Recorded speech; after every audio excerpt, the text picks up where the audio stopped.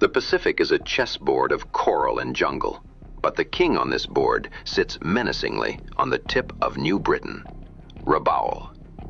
To the Japanese imperial forces, this is more than a harbor. It is the Gibraltar of the South. Simpson Harbor is choked with supply ships, the airfields are teeming with Zero fighters, and 100,000 troops are dug into the volcanic soil, waiting for an invasion that would cost the Allies dearly in blood. But General Kenney and the 5th Air Force have drafted a different plan. We are not going to storm the beaches of Rabaul. We are going to turn the sky into a ceiling of steel and starve them out. To crack a nut this hard, the standard rule book of high-altitude precision bombing has been thrown out the window. We are witnessing the birth of the strafer. These are not your standard glass-nosed bombardier ships.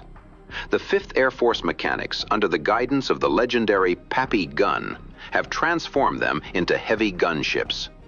The B-25G model carries a secret weapon in its solid nose, a 75mm M4 cannon. It is a field artillery piece strapped to an airplane. Manually loaded by the navigator, it fires a high-explosive shell capable of sinking a destroyer or blowing a tank apart from 2 miles away. But the cannon is just the opening salvo. The real devastation comes from the parafrags, fragmentation bombs attached to small parachutes. Our boys in the A-20 Havocs and B-25s are flying so low, literally skimming the jungle canopy at treetop level, that if they dropped standard bombs, the blast would take down their own aircraft. The parachutes delay the explosion just enough for the attacker to escape, shredding enemy aircraft parked on the ground. It is a terrifying, intimate form of warfare. Pilots are returning to base with palm fronds stuck in their landing gear and salt spray on their windshields. This campaign is a symphony of destruction. High above, the twin-boom P-38 Lightnings sweep the skies of enemy interceptors, while the heavy B-24 Liberators pound the wharves from altitude.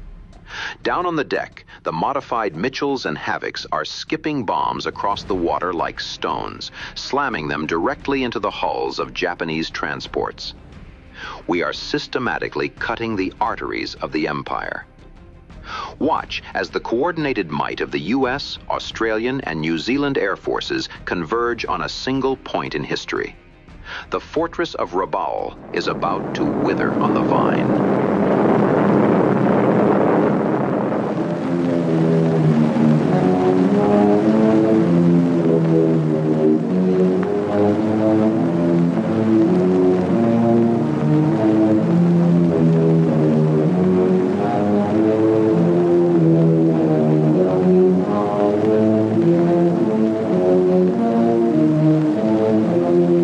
A new day is coming to New Guinea. It comes quietly, at first slowly, gently pushing back the night sky with its own birth of color.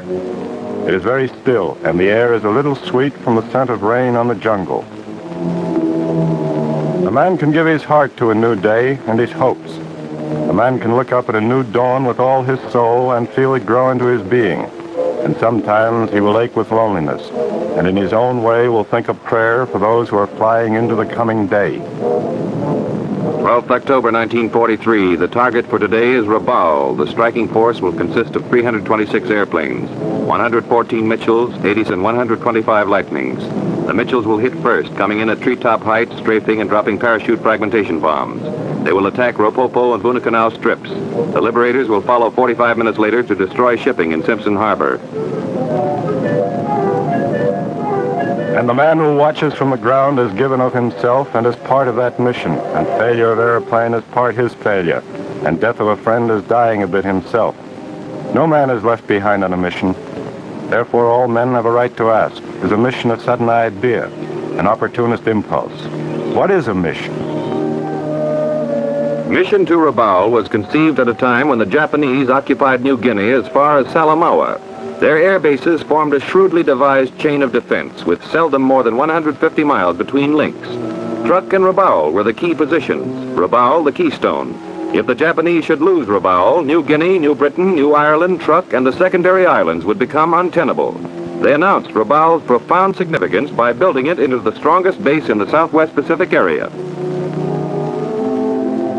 Roughly, Rabaul is 500 miles from Port Moresby.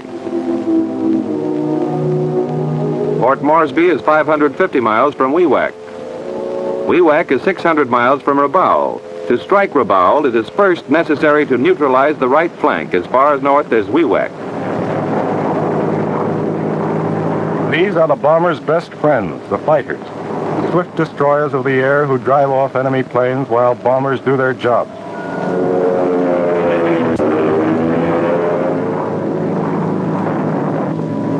But fighters don't have the range of bombers.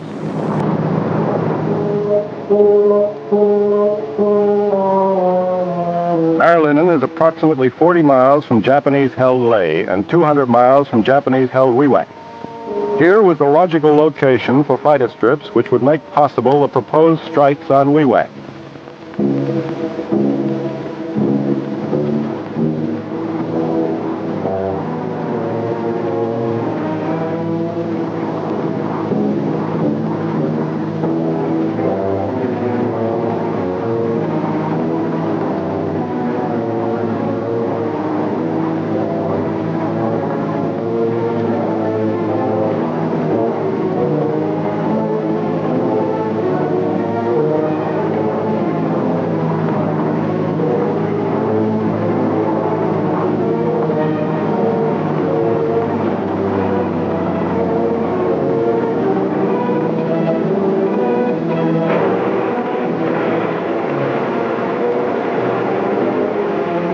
It was an unique airborne operation, perhaps the only one of its kind. Every man, every tool, every weapon, every drop of gasoline was brought in by air.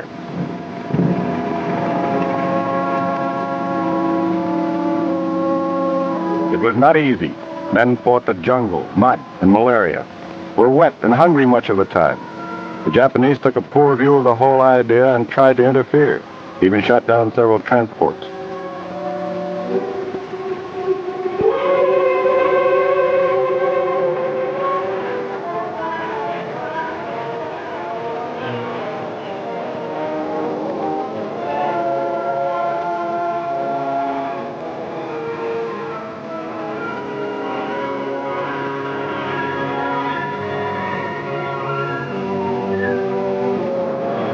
But here was a job to do, and it was done.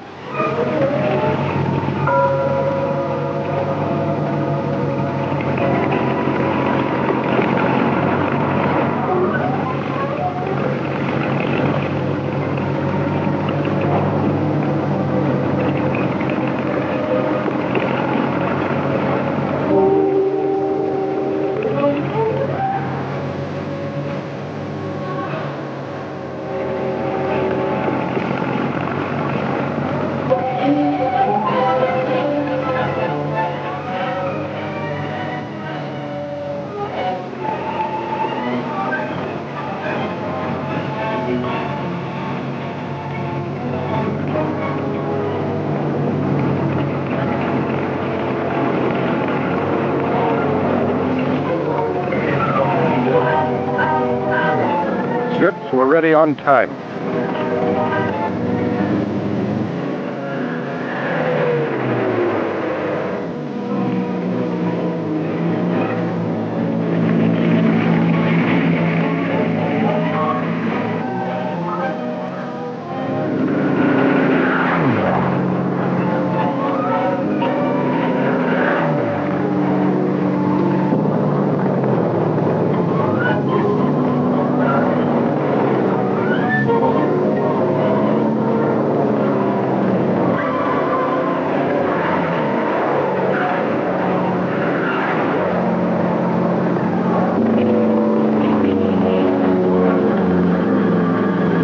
August 14th.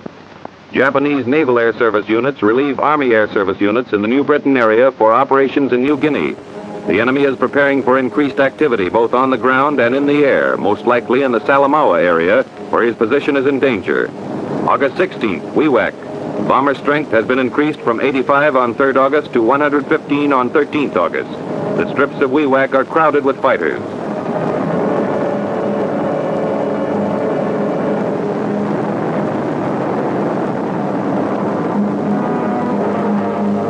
August 17th, the time has come for the 5th Air Force to strike Wewak.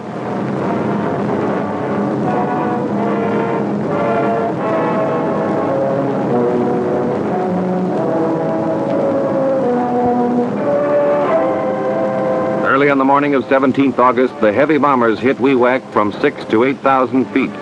More than 84 tons of bombs are dropped. Many fires are started. Much damage is done to the strips and to shipping in the harbor.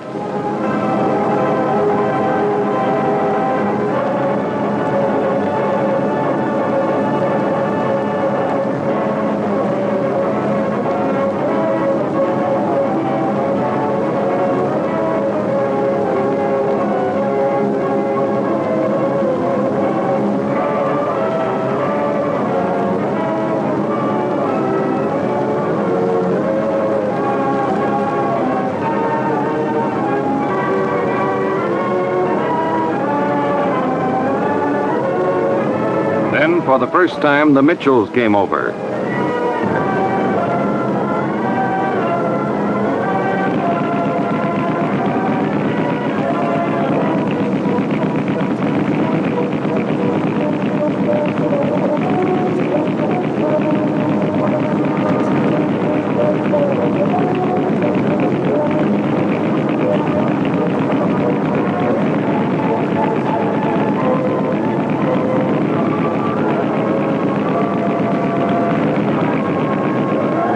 This is what they saw and destroyed. 115 to 120 Japanese airplanes. Salamaua was the first enemy area to feel the effects of the Wewak strike.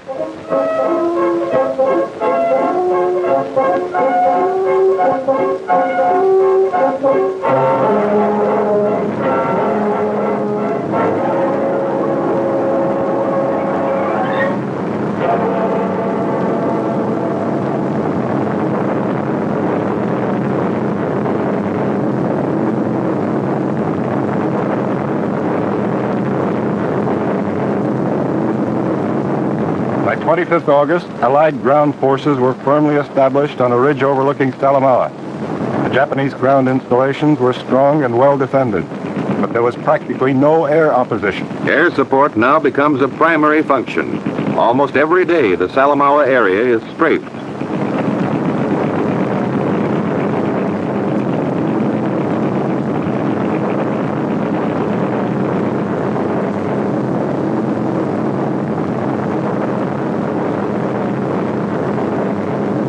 £1,000-pound bombs are dropped.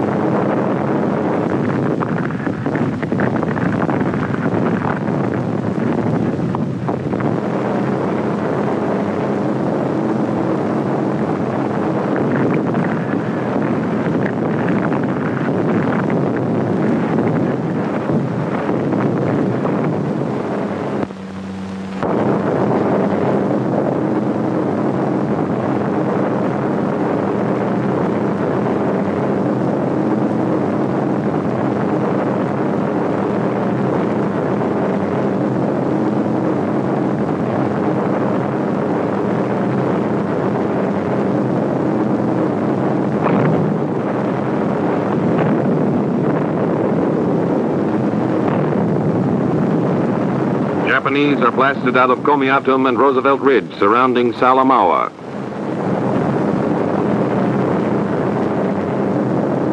The jungle here was deep and impenetrable. The troops needed food, medical supplies, ammunition. This is a jungle trail, and these are the native carriers. Friendly, willing, tireless. They did their best, but it could never be good enough.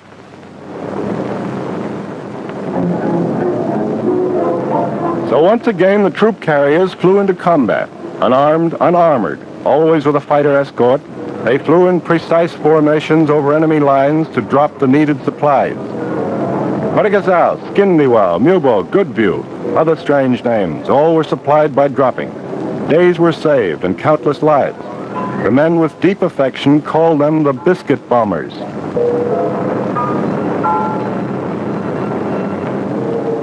Now Salamaua was in danger. If Salamaua fell, Ley must surely fall.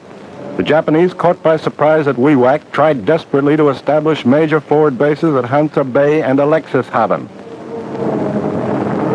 Hansa Bay is crowded with barges, shipping. From Hansa Bay, the Japanese are sending supplies and men to reinforce the Ley-Salamaua area.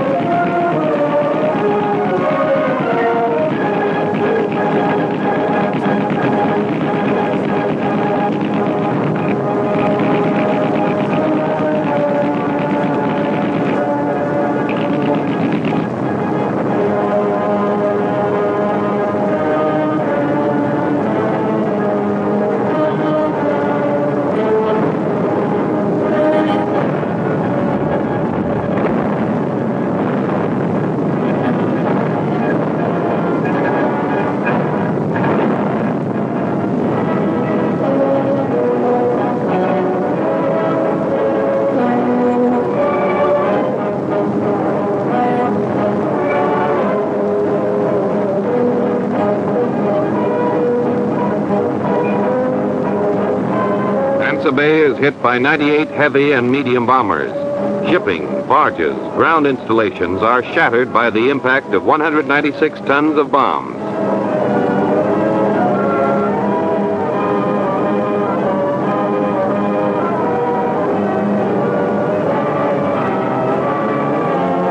Then, Alexishaven.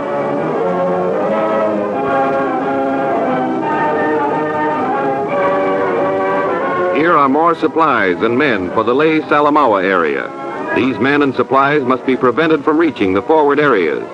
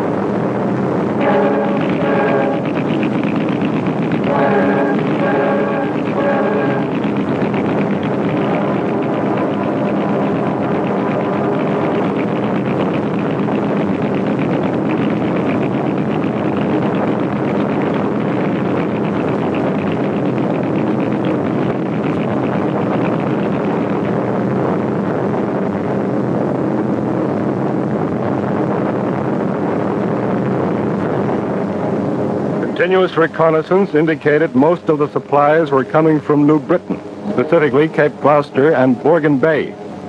Suddenly, in the first days of September, the full weight of the 5th Air Force attack shifted to this area.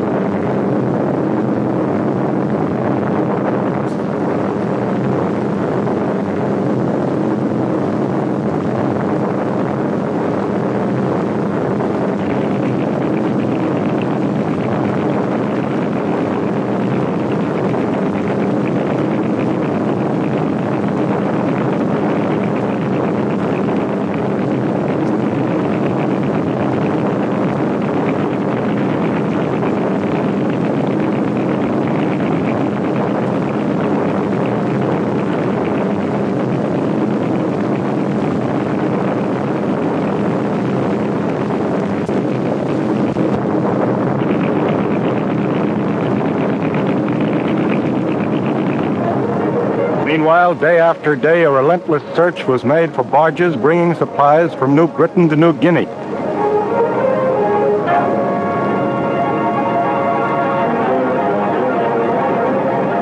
One large Japanese barge loaded to capacity will carry rations for 6,200 men for one day. 3 barge loads per day will supply normal rations to a Japanese triangular division of 18,500. 50 barges will supply normal rations to a triangular division at a distance of 300 miles.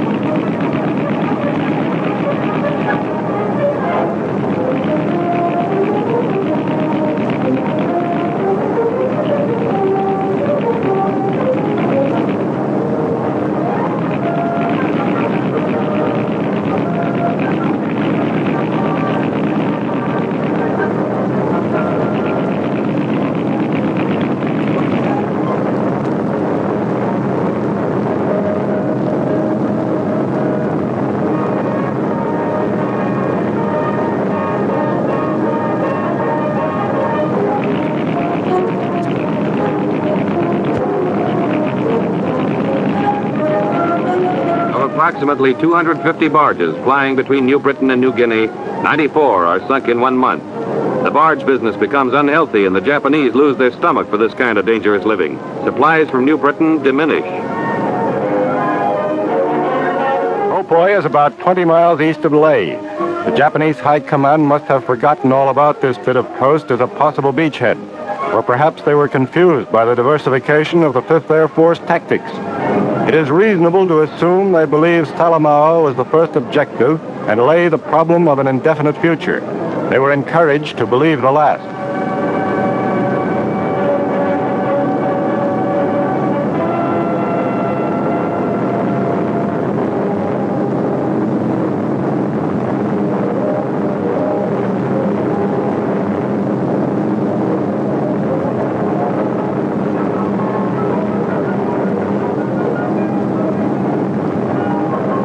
Whatever the reason, the Japanese are again caught by surprise on the 4th September.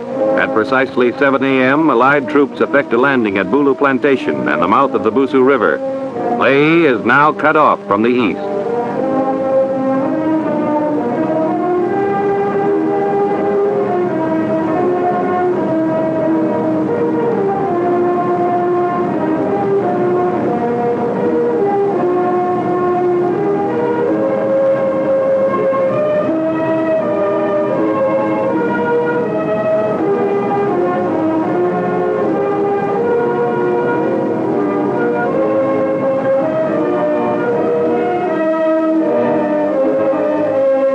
Pattern took shape rapidly.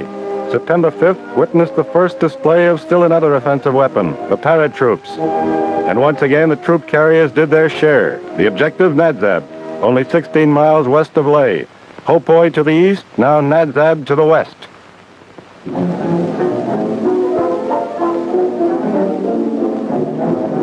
The day starts early in this kind of a job. The transports have been waiting all night.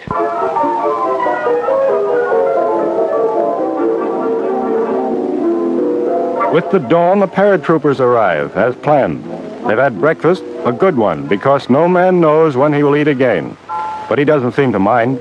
At last he'll have a chance to jump into combat. He's been waiting a long time, waiting and training. And now the drudgery is over and the fun is about to begin. Once again, planning and coordination dominate the immediate future of history.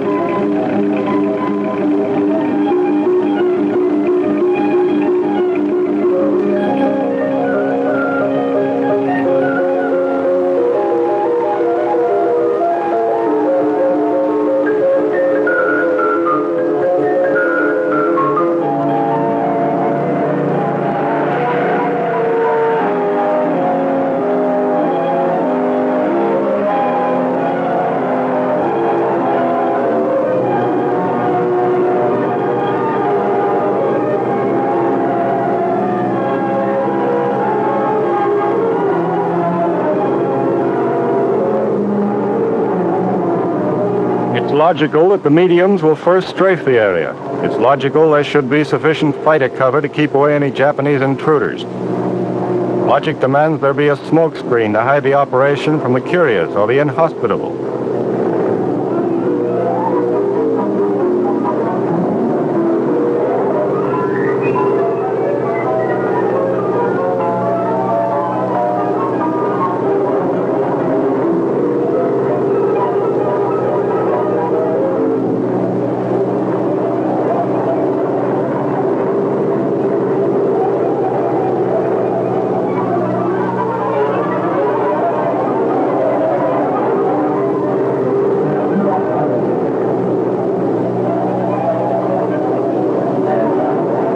Finally, logic leads to an inevitable conclusion.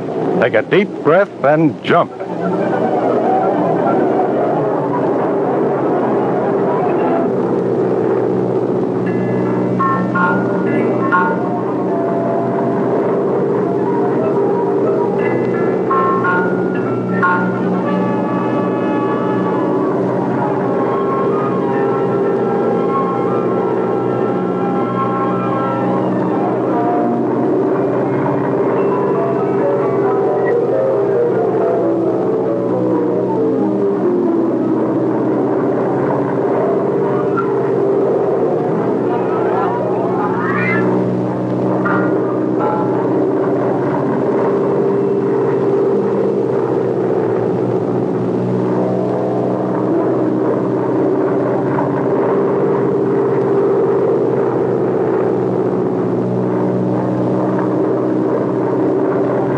Even as the paratroopers are taking Nadzab, the Australian 7th Division is moving up the Markham Valley to relieve them.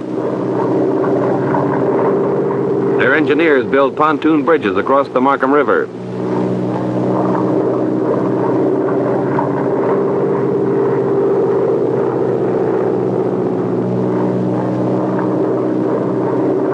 Allied small naval craft speed up the Markham, searching for enemy riverboats. The valley is alive with activity.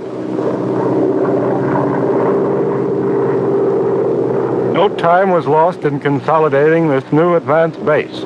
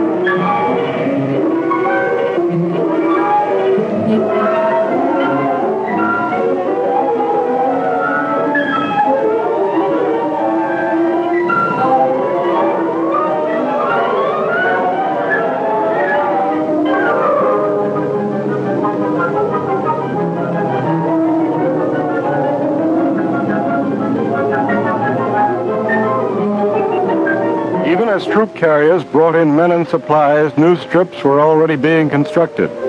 Step by step, according to plan, mission to Rabaul came closer. There was a driving force, an idea which gave tired men no rest. It was more than a command. It was logic sublimated to faith. Advance the bomber line. Advance the bomber line.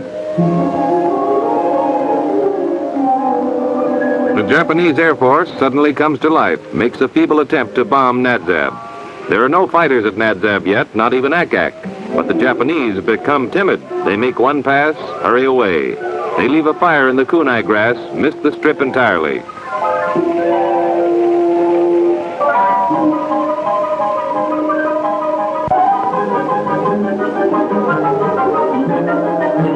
Work goes on as if nothing had happened.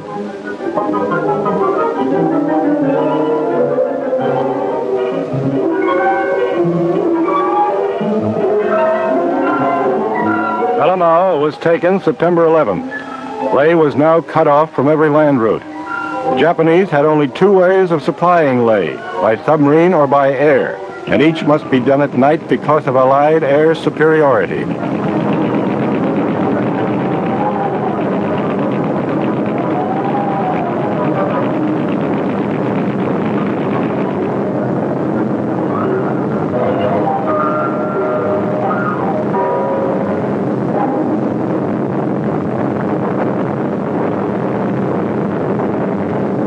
The Japanese crumble under the sustained attack of heavy and medium bombers.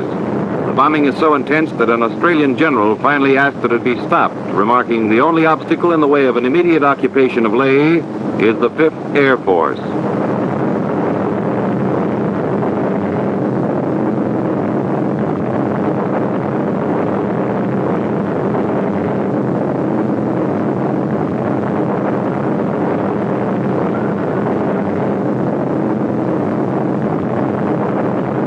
September 16th at 12:40, Leh was taken, and the last threat to southern New Guinea and the eastern Australian mainland was eliminated. As at Hope Boy, there was no enemy opposition left. And so at last we come to Leh, one of the most beautiful harbors in the romantic South Seas.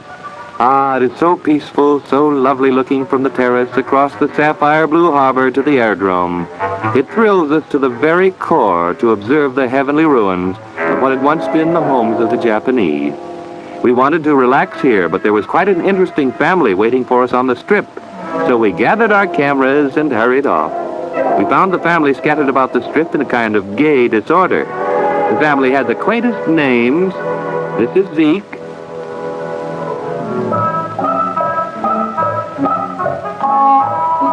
Betty.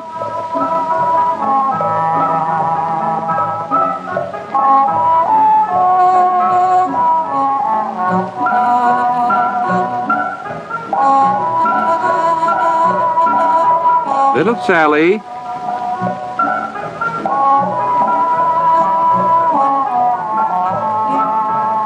Good old Hamp. There's little Nell. And finally, Oscar.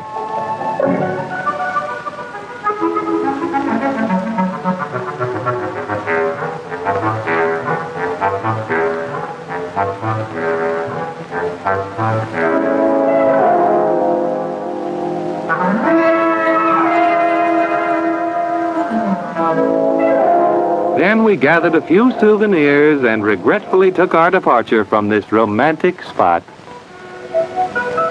Finschhafen is like a finger pointing threateningly at Cape Gloucester and Madang.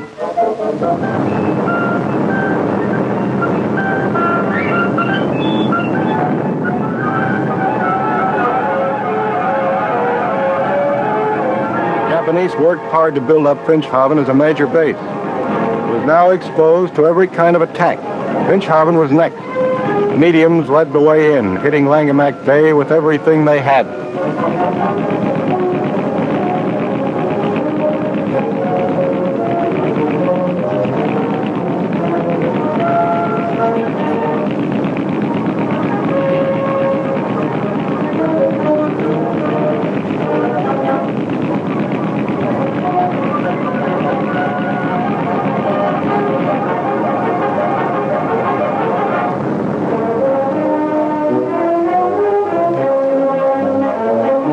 Of September, Allied forces land at Finschhafen near the Song River in a perfectly coordinated operation which includes Australian troops, American troops, and the U.S. Navy, all under the constant air cover of the 5th Air Force.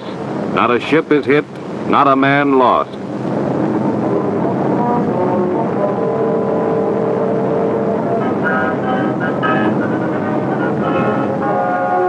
The Japanese were desperately attempting to restore Wewak to its former strength. Japanese Army Air Service could no longer stand by helplessly while its harried ground forces suffered heavy reverses without air support. Again, the strips were loaded. 27th September. Time had come to strike Wewak another crushing blow.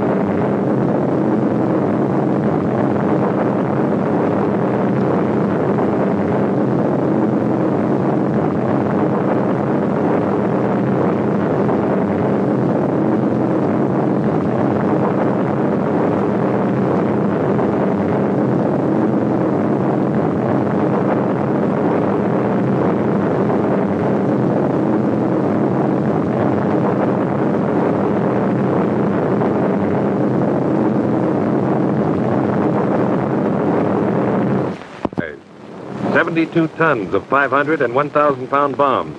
2,160 parachute fragmentation bombs were dropped. 167,275 rounds of machine gun bullets were fired. An estimated 60 Japanese aircraft were destroyed. Others were bombed and strafed with unobserved results. At least 14 fires were started. Flames, smoke, and explosions covered the aerodrome. Several anti-aircraft positions were silenced. All aircraft returned.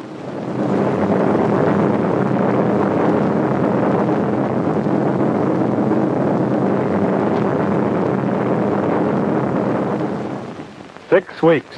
It all happened in 6 weeks. Out of Marilyn grew the first Wewak strike. Out of Wewak came the victories of Salamaua, Ley, Finschhafen. Out of these came control of the Huon Gulf and the Vidia Straits. Now Cape Gloucester on New Britain was only 65 miles away. In 6 weeks, the enemy had lost close to 1,000 airplanes, had lost valuable territory, had lost the battle for air supremacy, had lost the initiative." October 1943. The enemy is making every effort to strengthen Rabaul. Reconnaissance reveals that some 20 vessels, including warships and large and small merchant ships, have recently entered the harbor. Less than 1 month ago, there were 102 fighters, 50 light bombers, 119 medium bombers. Since then, 100 fighters have been added. Many have gone to other areas, but on October 11th, there are 294 airplanes on the strips of Rabaul. Rabaul is also strongly defended on the ground. There are approximately 93 heavy, 43 medium, 188 light anti-aircraft guns of various caliber, not counting the guns of the naval vessels in the harbor. There are 60,000 troops. Rabaul is the most difficult target in the Southwest Pacific area.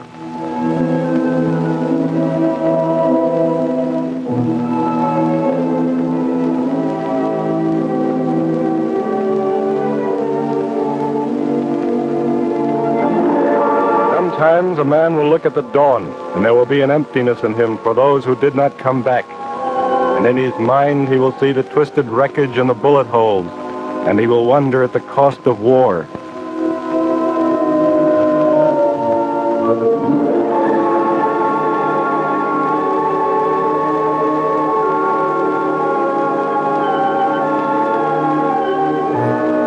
Lieutenant General Kenney, Commanding General, 5th Air Force, makes a decisive survey.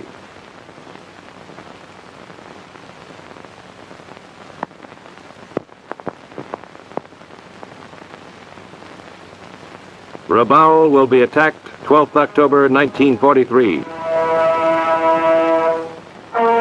A successful mission starts somewhere back in a factory.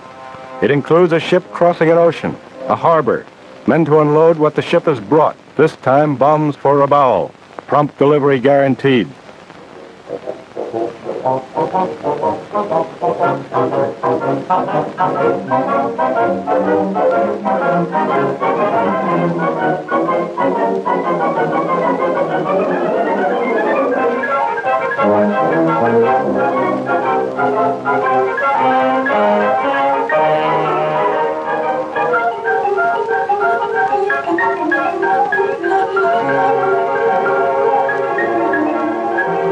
There can be no respite for the men of the repair and maintenance echelons. There are no new airplanes for this show. Those that have flown so well must fly again. The ground crews do their jobs. Some will have worked 18 hours. They have put their bodies and their brains and their souls into these airplanes, and they too are a part of the mission to Rabaul.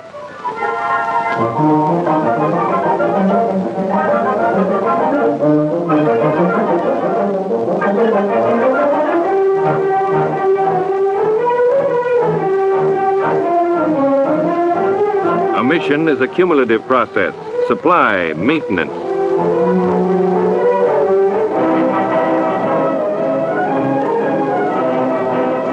The seemingly mechanical factors of loading machine gun belts, of cleaning and installing guns.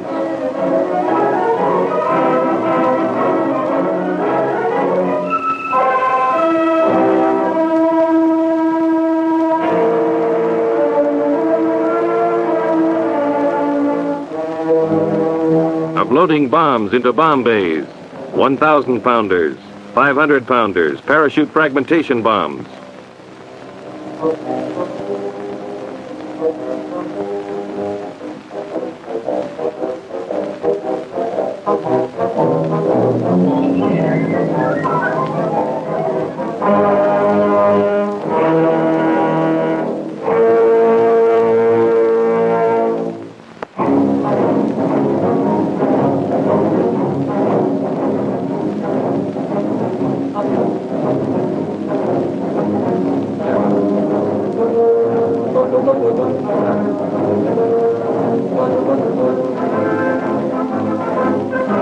A mission is a matter of intelligence. Men have worked weeks, even months, studying reconnaissance photos, intelligence reports. How long is the Rapopo Strip? 4,300 by 600 feet. Best landmark, Cape Gazelle, 5 miles east. The approach to Bunakanau Aerodrome is good, but bumpy and strong winds owing to uneven terrain. There is a radar installation south of Bunakanau at Tomavatur. Time is important. Split-second timing for perfect coordination. You will rendezvous over Oro Bay at a precise time. You will hit New Britain at a precise time, having followed a precise course. There is more to intelligence. Should you have to sit down somewhere, work your way back from the coast into the mountains, then toward Cape Gloucester, traveling only at night. Carry plenty of silver, as the natives do not know paper money, but avoid the natives as much as possible. They are not guaranteed to be friendly. Patiently, ingeniously, intelligence puts the parts together, and for them each part is their share of the mission to Rabaul. The non-flying crew members have done their jobs. As much as they could, they have given of themselves. Now the flying men take over.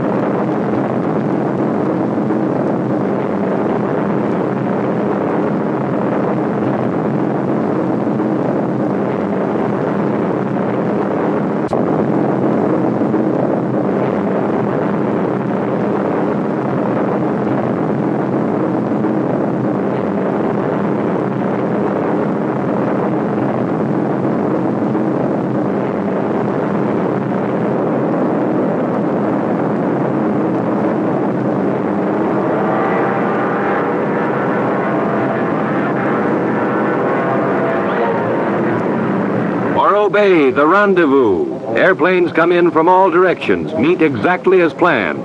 No one wants to miss this first strafing of Rabaul. It's a date that's been a long time in the making, and at last the 5th Air Force is on its way to keep it.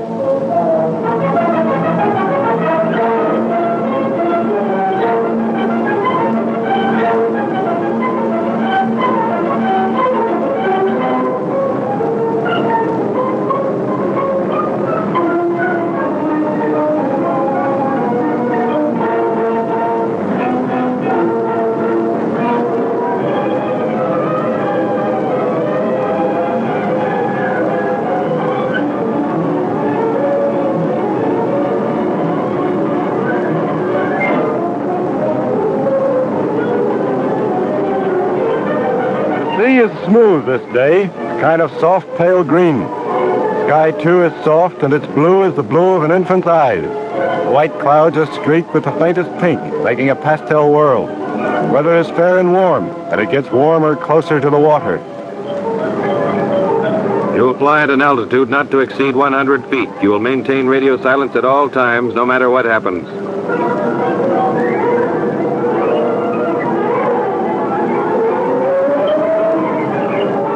There's a trick to play on the Japanese, a trick having to do with outwitting their radar installations. Maintaining low altitudes will bring the airplanes in under their radar beams. Radio silence will keep the air clear.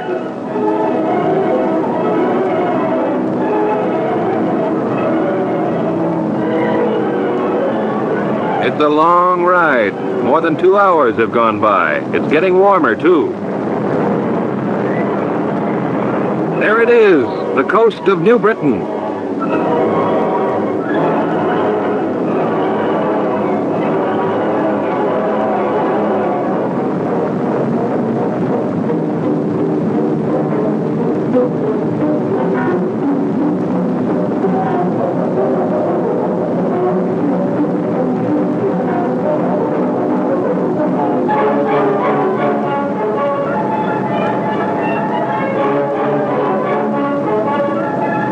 Where are the fighters? There they are, exactly on time and a welcome sight.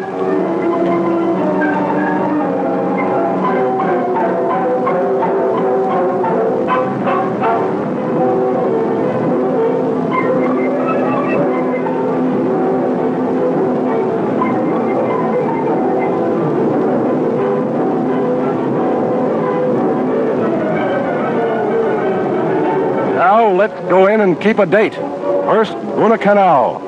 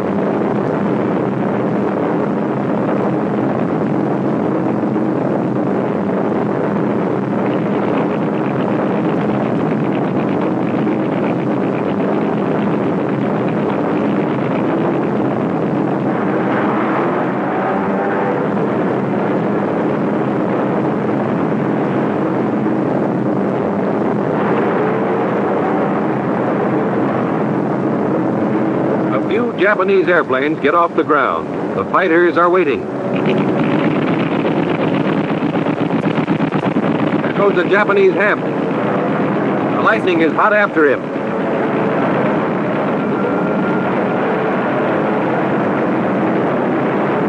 They're was a Japanese hamp. A plume of black smoke is its tombstone. And now Rabaul.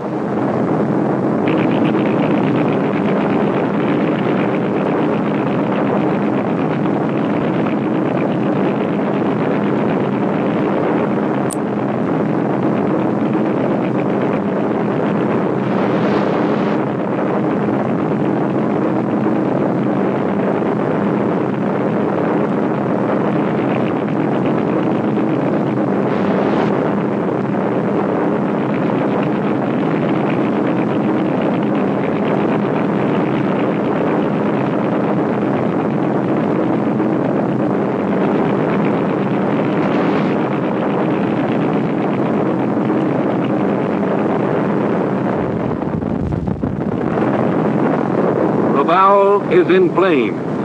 100 grounded aircraft are destroyed, 51 greatly damaged, 26 Japanese airplanes are shot down. Aerodrome installations suffer heavy destruction. There is practically no interception, and Ack is relatively weak and inaccurate. Once again, the Japanese were surprised.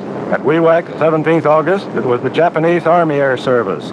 At Rabaul, 12th October, it was the Japanese Naval Air Service. Each apparently suffers from the same weakness. Each seems to lack the resilience to cope with the various elements of surprise. The 12th of October mission to Rabaul was successful because of the planned series of missions that preceded it. Every serviceable combat airplane of the 5th Air Force, fighters, bombers, troop carriers, went out day after day, the same squadrons, the same pilots, the same crews in the same airplanes. Day after day, they hit the same targets. Strips cut out of the jungle, installations hidden under coconut trees. No great cities, no factories, no geometrical spectacles of fire and smoke, just more jungle and more coconuts. What is a mission? A mission is part of a plan, the product of intelligence, imagination, courage, sleepless nights. A mission will start months before the day of the strike with the scratching of a fighter strip deep in the jungle. It will call for ground and naval operations. It will require the full cooperation of the man with the shovel and the wrench, the laboratory and the drafting board. It will bring death and pain and the unshed tears of friends and the bewildered sorrow of mothers and fathers. In payment for that, there can be only one last definition. A mission is a step forward on the long and carefully mapped road to victory.